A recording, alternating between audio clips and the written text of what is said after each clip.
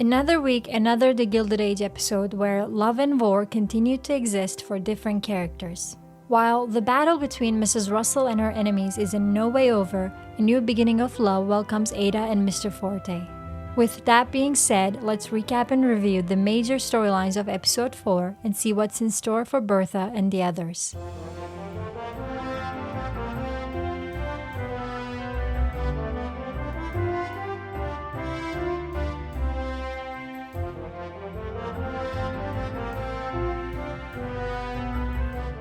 I have to start with a confession. Did I, and many of you in the comments, misjudge Mrs. Blaine? For weeks I have been thinking she was just playing with Larry's feelings. I thought she had other flings and Larry was just a game for her. We still don't know the whole story, so these still may be possible. But her final talk with Larry did seem genuine to me, like she was really upset and only let Larry go because she was greatly affected by Bertha's remarks about their age difference. Maybe I'm delusional and she only ended things with Larry because she was afraid of her reputation getting hurt. I'm really interested in learning what do you think about this. Tell me in the comments below.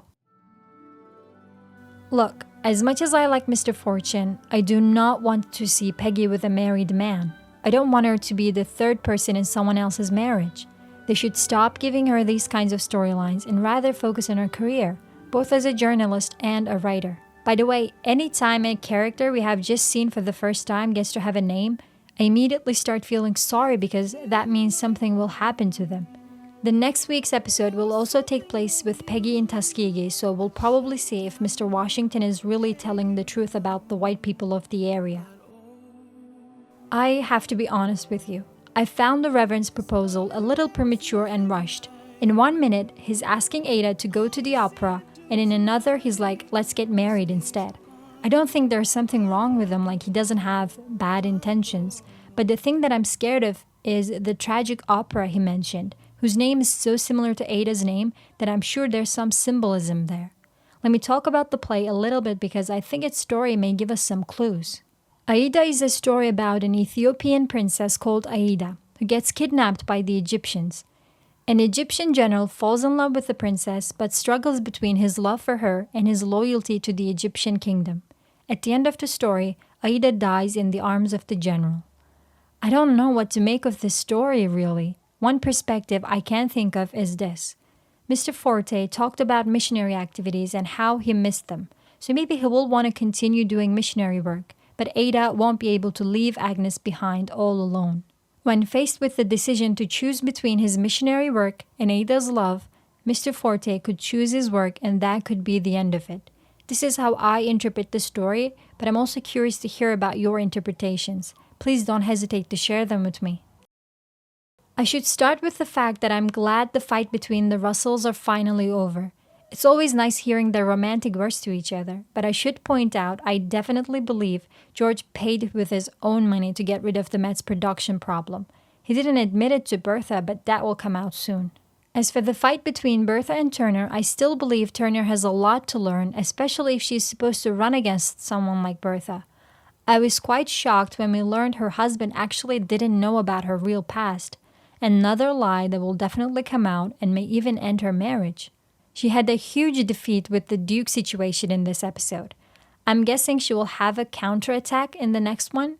That scene where she was running up the stairs calling Bertha a witch was everything I could ask for. I love that one. But Bertha is like a witch at this moment because no one can defeat her. She's getting everything she wants, and I think she needs a setback or two to make things a little more exciting. It's no fun like this.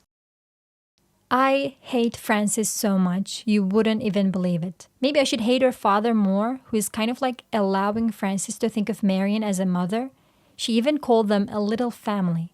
It seems Marion is doing a favor for Dashiell, but she doesn't actually like him. I like that she has more agency this season. Maud's character is interesting. It looks like her father, Jay Gould, is making her do all kinds of business deals on his behalf in return for his financial support. Oscar saying he's a banker got a laugh from me. It could be exciting to see him actually work for once. Mr. McNeil is definitely lying about his wife. Mark my words, Watson's daughter doesn't know anything about a deal and even wants to see her father. Well, at least, that's my wish. After your comments and what happened in this episode, I'm sure Jack will be a clock entrepreneur and will make lots of money. I'm also happy to see a different storyline with Mrs. Bruce and the chef. I would also like to see one about Mr. Church actually. Overall, I liked this episode and cannot wait to see what will happen next week when Bertha invites the Duke and Turner to dinner. Lots of drama, I'm guessing. By the way, if you're interested in similar historical dramas, Starz has a new show coming called Mary and George. You can find the trailer breakdown on my channel. Besides that, don't forget to like and share this video, subscribe to next season for more videos like this. See you soon.